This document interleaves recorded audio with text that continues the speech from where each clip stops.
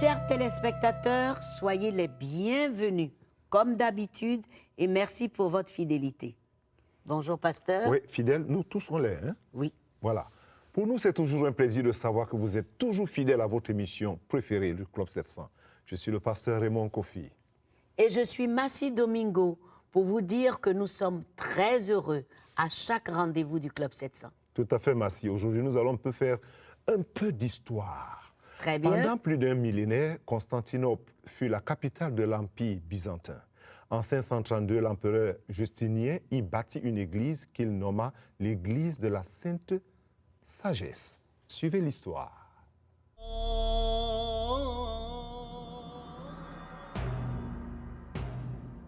En 330 après Jésus-Christ, l'empereur romain Constantin fit l'impensable. Il déplaça la capitale de l'Empire de Rome en Asie mineure, la Turquie actuelle. Constantin y bâtit une nouvelle Rome, la ville de Constantinople.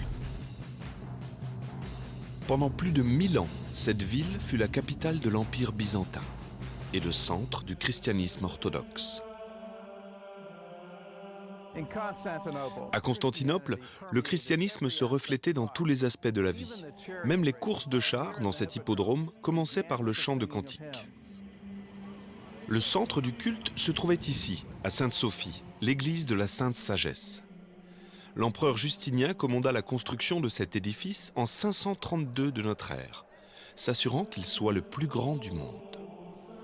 Le jour de la dédicace, Justinien déclara « Ô Salomon, j'ai fait mieux que toi ». Et à plus d'un titre, c'était sans doute le cas. Il a donné une structure qui est un repère depuis lors, resté important dans l'histoire de l'architecture. L'Empire byzantin atteignit son apogée au XIe siècle. Ensuite, tout comme Rome avant lui, il s'effondra doucement de l'intérieur. En 1204, les croisés d'Europe occidentale l'envahirent et laissèrent Constantinople en ruine. Et en 1349, la peste noire décima le tiers de sa population. En 1453, la ville était endettée et dans un état de délabrement avancé. Et les Byzantins négligèrent la menace grandissante venant de l'Orient. Depuis plus d'un siècle, les Turcs ottomans avaient gagné en pouvoir et grignoté le territoire des Byzantins. En 1451, un nouveau sultan s'empara du trône ottoman. Mehmed, il n'avait que 19 ans. Musulman dévoué, il ne cherchait qu'à faire ses preuves. Son objectif était de conquérir le pont stratégique entre l'Europe et l'Asie et faire de Constantinople sa nouvelle capitale. Il suivait la loi de la charia à la lettre. Et motivé par un zèle religieux, il fut poussé à conquérir la ville. Au printemps 1453, Mehmed écrivit à son rival, l'empereur Constantin, 11e du nom, lui donnant l'occasion de lui remettre la ville. Constantin refusa. Alors qu'il apparaît clairement que vous désirez la guerre plus que la paix, je tourne à présent mes regards vers Dieu seul. Je ferme les portes de ma capitale et défendrai mon peuple jusqu'à la dernière goutte de sang.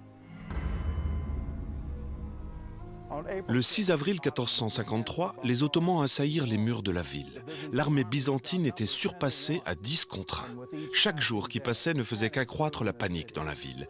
Le siège de Constantinople avait commencé. Malgré les attaques constantes, les Byzantins croyaient encore qu'ils allaient vaincre, jusqu'à ce qu'ils voient une série de mauvais présages.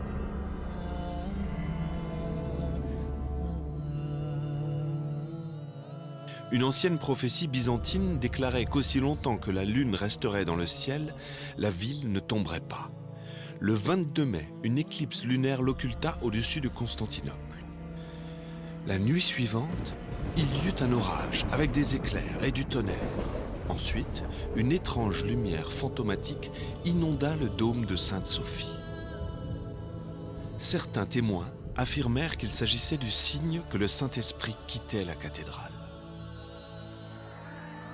Alors que l'étau turc se refermait sur la ville, des centaines d'habitants se rendirent dans l'église pour s'y réfugier. Le 28 mai, les prêtres commencèrent le dernier service chrétien qui allait à jamais se tenir en ce lieu. l'empereur Constantin arriva juste avant minuit. Il dit sa prière finale et reprit son poste.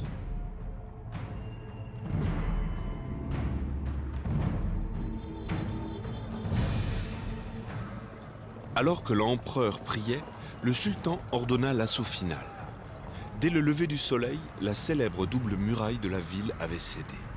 Ses conseillers supplièrent Constantin de fuir, mais celui-ci refusa, disant « Je ne peux pas laisser cette grande église dans une telle détresse. Que dirait le monde de moi? Je suis décidé à mourir ici avec vous. » Constantin mena ses hommes dans une charge finale contre les Turcs et l'on ne le revit plus jamais. En fin de journée, les Ottomans avaient pris Constantinople et pour récompense, Mehmed accorda à ses soldats le pillage de la ville. En fin de compte, Mehmed a courtoisement limité le pillage à 3 jours. Ses soldats durent donc travailler dur pour se constituer leur butin, ce qu'ils firent effectivement. Les soldats commencèrent ici, à Sainte-Sophie, dans laquelle des centaines de chrétiens se cachaient encore.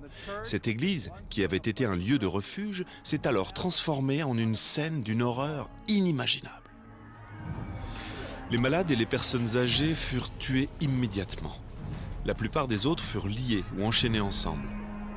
Alors que les soldats violaient les jeunes femmes et jeunes hommes, certaines nonnes purent s'enfuir et sautèrent dans des puits, préférant le martyre au viol.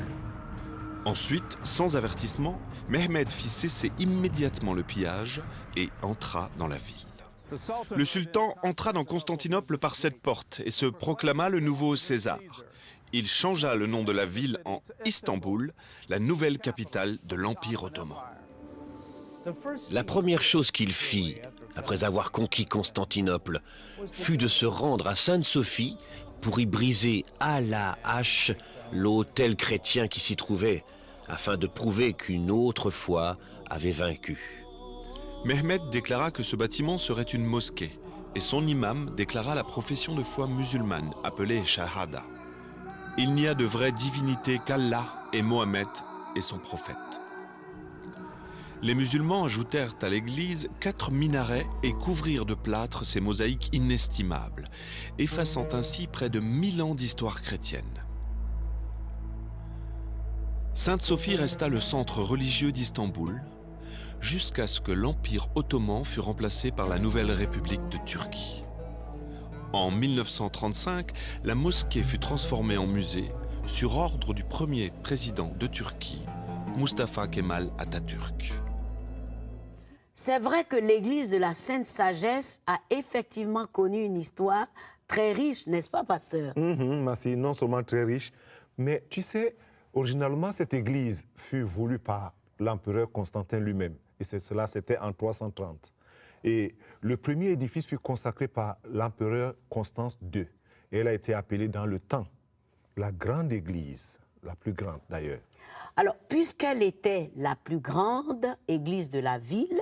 Oui, parce que c'était la seule église la plus grande, effectivement. Et aussi, en 404, l'édifice a été incendié lors d'une émeute et reconstruit par l'empereur Théodose II.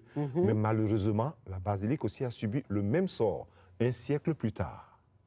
Quel dommage. Oui, c'était ça. Et c'est alors qu'elle fut rebâtie par l'empereur Justinien. Oui, tout à fait. Et celle qu'on vient de voir dans ce documentaire est celle qui a été bâtie en 532. Et son histoire fait partie de l'histoire de la ville, c'est-à-dire la grande ville toujours. Oui, cette grande ville toujours qui existe. Oui, de Constantinople, qui a été transformée en mosquée et en musée plus tard. Voilà. C'est ça l'histoire. C'est ça l'histoire. Alors, cette église présente aujourd'hui, elle est âgée de 16 siècles. Et c'est ça la chose intéressante. 16 siècles. N'est-ce pas? Intéressant l'histoire. Ce qui veut dire qu'à cette époque-là, on faisait des choses avec du bon matériel. Tout à fait, mais ne nous quittez pas. À tout de suite, nous avons encore beaucoup de choses pour vous.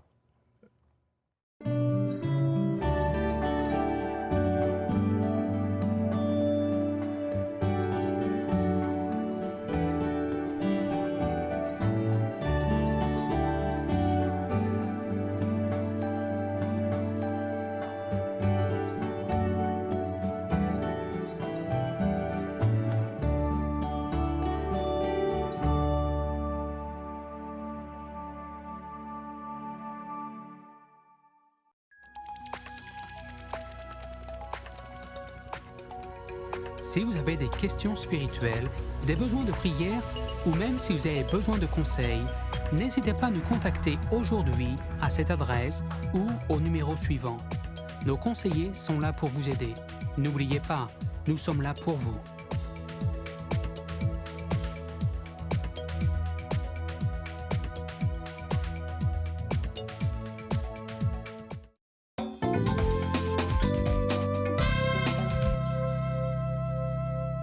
Quel plaisir de toujours suivre le Club 700. Georges avait commis toutes sortes de crimes, des vols, des cambriolages et même un meurtre. Il passa 25 ans en prison et lorsqu'il sortit, ses problèmes recommencèrent. C'est un cercle. Suivez. George Layton avait un casier judiciaire épais comme un annuaire téléphonique. Vol de voiture, recel de biens volés, faux et usage de faux, cambriolage et meurtre. J'étais un conspirateur et j'ai passé 364 jours en procès pour circonstances extraordinaires, jugé pour meurtre au premier degré, ce qui devait aboutir à la peine de mort. Les problèmes de George avaient commencé des années plus tôt. À 16 ans, il quitta sa famille, essayant de réussir tout seul. Voyant s'effondrer son rêve de posséder un ranch, il se mit à voler. Le vol de bétail en Californie et le cambriolage furent ses premiers crimes. Après avoir été arrêté pour vol de bétail, je devais me débarrasser d'un équipement lourd qui ne m'appartenait pas. Et je me suis fait arrêter pour ça aussi. Ils m'ont donné 3 ans pour vol de grande envergure. George fut libéré sur parole à 23 ans. Ce qui est formidable après avoir été libéré sur parole, c'est qu'il vous relâche au même endroit que là où tous vos problèmes ont commencé et où tout se passe encore, là où sont toutes vos anciennes connaissances. Alors, ce qui se passe quand vous sortez de prison, c'est qu'on sort le sac d'herbe et les bouteilles et qu'on fait la fête, et tout recommence comme avant. Quelques années plus tard, 2 amis de George échafaudèrent un plan pour un cambriolage et demandèrent à George de les conseiller. Je leur ai expliqué comment monter le coup, et ils ont suivi mes conseils. Mais ils y sont allés ivres, et ils ont tiré dans la tête d'un mec qui s'est effondré. George retourna en prison, cette fois pour conspiration en vue de commettre un cambriolage dans une résidence privée avec arme à feu. Lors de son procès, George risquait la peine de mort. Il finit par accepter un accord et fut condamné à 8 ans. L'homme qui avait appuyé sur la détente risquait de 25 ans à la perpétuité. George obtint une remise de peine pour bonne conduite et fut relâché après 4 ans et demi. Lorsque je suis sorti, j'allais bien. J'allais à l'église, puis je suis retombé dans mes anciennes addictions, la méthamphétamine et la boisson. Je me suis marié avec une femme qui avait aussi comme hobby la boisson et la méthamphétamine. Ce fut les années les plus malheureuses de ma vie, parce que je n'arrivais pas à boire, ni à me droguer suffisamment pour ne pas entendre l'appel de Dieu. C'était toujours là, et je me sentais toujours misérable. J'étais persuadé que Dieu ne voulait plus rien avoir à faire avec moi, et chaque fois que j'entendais ou ressentais l'appel du Saint-Esprit, je me disais que c'était mon imagination. Impossible que Dieu veuille quoi que ce soit avec moi après tout ce que j'avais fait. La femme de George le quitta pour un autre homme. Ce même jour, George conduisit son 18 roues pour rentrer chez lui après son travail. J'ai abordé un virage. Il y avait une fille debout sur le bord de la route qui voulait traverser devant moi, mais qui s'est ensuite ravisée.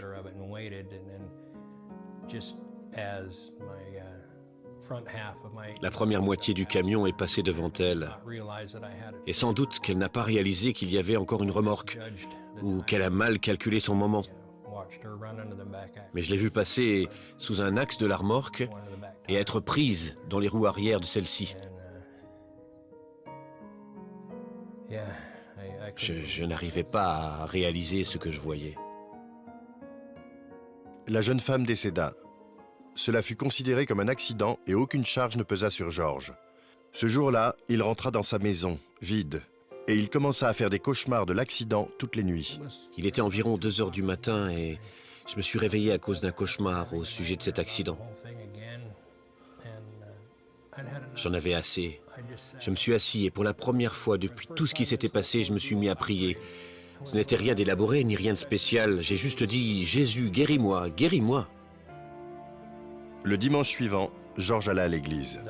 Toute cette épreuve est sortie de moi, comme lorsque quelqu'un fait sauter un barrage avec une bombe. Tout est sorti.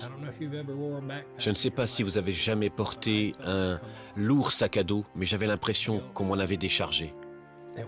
Ma culpabilité en avait été effacée. C'est à ce moment que j'ai compris que non seulement la culpabilité qui m'avait rongé, mais aussi mon addiction à la méthamphétamine, la codépendance, la boisson, tout avait disparu. Depuis, les choses n'ont plus été les mêmes. Tout ce que je peux dire, lorsque je considère tout ce qui m'est arrivé dans la vie, et que je fuyais Dieu, pensant qu'il ne me pardonnerait jamais tout ce que j'avais fait, c'est que j'étais stupide. Puis George rencontra Debra et ils se marièrent. Elle a commencé à venir à l'église avec moi. Peu après, elle a aussi invité Jésus comme son sauveur dans sa vie. Puis j'ai participé à son baptême. Je peux vous dire que la vie est vraiment différente à présent de ce qu'elle était avant. George dit que son épais casier judiciaire est à présent entièrement effacé, grâce au pardon de Dieu. Une vie comme la mienne, avec tout ce que j'avais fait, il faut la donner à Jésus. Lorsque l'on fait confiance en Dieu, il y a le pardon, il y a une nouvelle vie et beaucoup d'autres choses. Faites juste ce pas, c'est tout ce qu'il vous faut. Le bon moment. Un jeune homme à qui l'on demandait de réfléchir sur ce qu'il voulait faire plus tard, il répondit avec l'ironie dont font certains jeunes. J'ai bien le temps, pour l'instant, je veux profiter de la vie. Et le soir même, il y eut un accident de moto en sortant d'une fête entre amis. On peut appeler cela une coïncidence ou spéculer que cela peut arriver. Cela peut arriver à n'importe qui ou quelqu'un d'autre. 2. Un gouverneur avait reçu un message urgent, mais il ne l'ouvrit pas. À demain, les affaires sérieuses, dit-il en plaisantant. Il fut découvert mort le lendemain et le message le prévenait du complot préparé contre lui. Mais à cause de son insouciance et de sa sécurité propre, résultat. 3. Par l'orgueil, les passagers d'un navire en péril refusaient d'être évacués en pleine nuit. Ils disaient « Notre bateau tiendra jusqu'au matin ». Et rien ne les fit changer d'avis. Une demi-heure plus tard, on vit toutes les lumières s'éteindre brusquement. Et l'océan avait englouti sa proie. Toujours l'insouciance. Mais quel est le message de toutes ces personnes qui pensaient qu'elles avaient le temps? Elles ne se sont pas occupées immédiatement des choses les plus sérieuses, la sécurité de leur âme pour l'éternité. Mais d'où tenait-elle leur sécurité dans demain? Toutes avaient choisi le chemin qui conduit à demain et qui peut-être aboutit à jamais. Et à partir de ce moment, on est face à l'éternité. Ils avaient dit demain, mais demain peut aboutir à jamais. Veux-tu prier maintenant avec moi? Tout simplement pour que tu ne sois pas insensé et de dire, Seigneur Jésus, tu es le Fils de Dieu. Je reconnais que c'est toi qui es mort sur la croix pour moi, pécheur. Maintenant même, après avoir suivi ces témoignages, je te demande de me pardonner pour tous mes péchés et je te reçois dans mon cœur comme mon Seigneur et mon Sauveur personnel. Merci de me pardonner et merci de me sauver. Amen et Amen. Très simple, n'est-ce pas? Mais très profond, si tu es sérieux. Dieu te bénisse et qu'il te bénisse abondamment. Merci, pasteur. Merci, pasteur. Voilà. Et je voudrais leur dire, ne remettez jamais à demain ce qui concerne le salut. À tout de suite.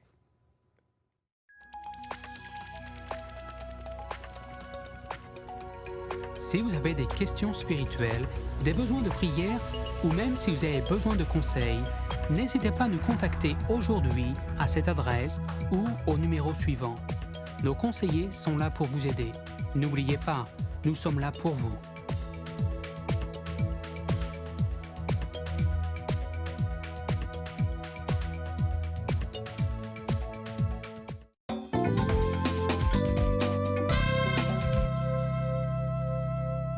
Merci de nous retrouver de nouveau au Club 700. Ojou Baré avait une si mauvaise réputation que tout le monde le fuyait. Et lorsqu'il s'enfonça encore dans des dettes, personne, je dis personne, ne voulait l'aider. Il était tout seul. Regardez. Ojou Baré travaillait comme bookmaker et sorteur. Il avait mauvaise réputation partout dans sa ville. Les gens avaient peur de moi. Quand ils me voyaient approcher, ils disaient « Voilà des problèmes » et ils fuyaient. Odjubaré menait une vie désordonnée, dépensant tout ce qu'il gagnait dans la boisson, les cigarettes et les sorties.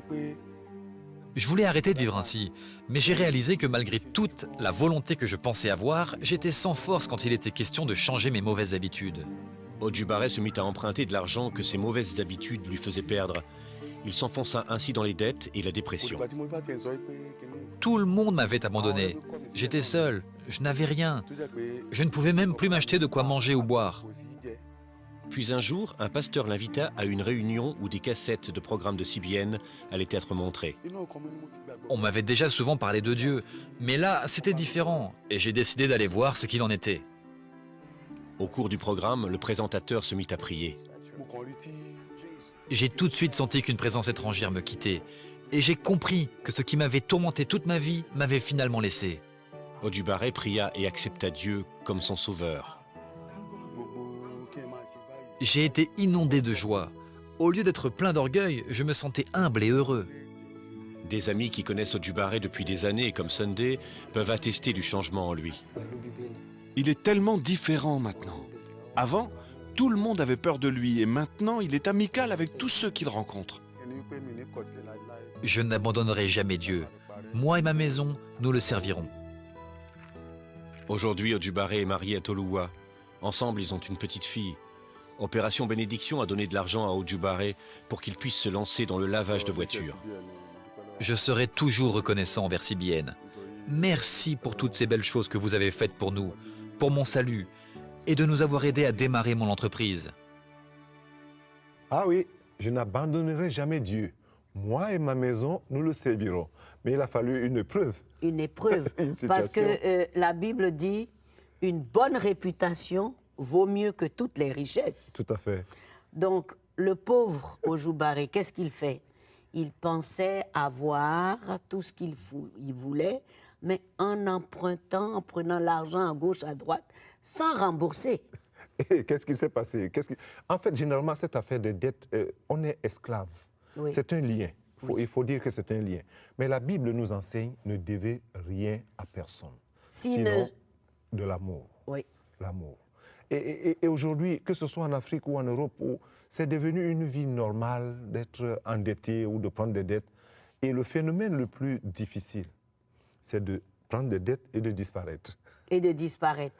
Et ce qu'il faut remarquer, c'est que on prend des dettes pour acheter des choses dont on n'a pas besoin, pour impressionner les gens qui ne nous regardent même pas. La convoitise. La convoitise. L'envie. L'envie. Le désir de paraître, la simulation. Voilà. Et toutes ces choses finissent par nous faire de nous des prisonniers. Des prisonniers et des esclaves d'un monde qui veut voir. Mais voir quoi? Voir quoi? Rien. Rien. Alors, contentons-nous de dépenser ce que nous avons, d'aller à l'essentiel, de travailler pour pouvoir manger et de ne pas exagérer. Gloire à Dieu parce que la transformation était là. Oui. Une grande transformation, par l'œuvre du Saint-Esprit surtout. Absolument. Dieu est fidèle, vraiment fidèle. Je conviens vraiment avec toi de la fidélité.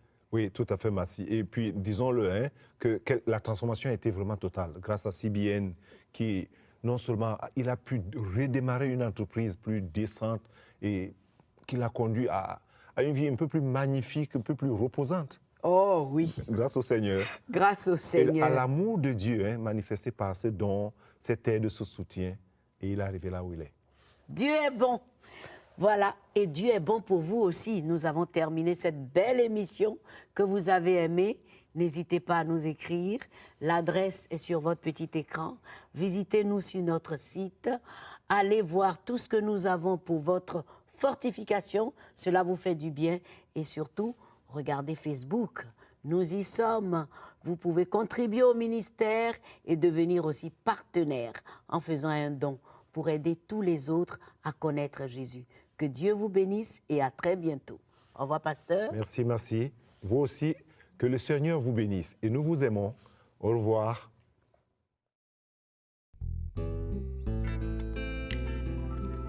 Yeah. I want to talk about my man. And this man is lovely and cheerful. wonderful man.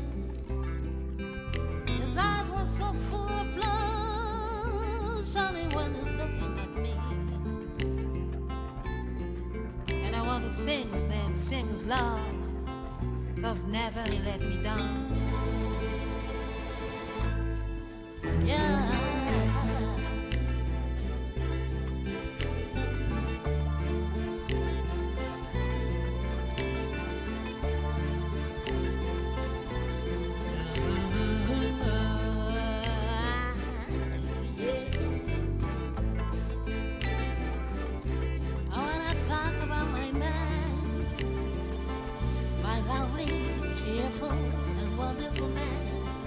Yes, my man, yeah. 'Cause I was so full of love, shining when he's looking at me, and I love him so much.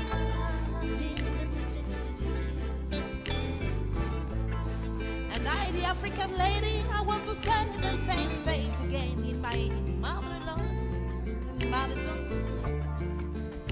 So listen to this.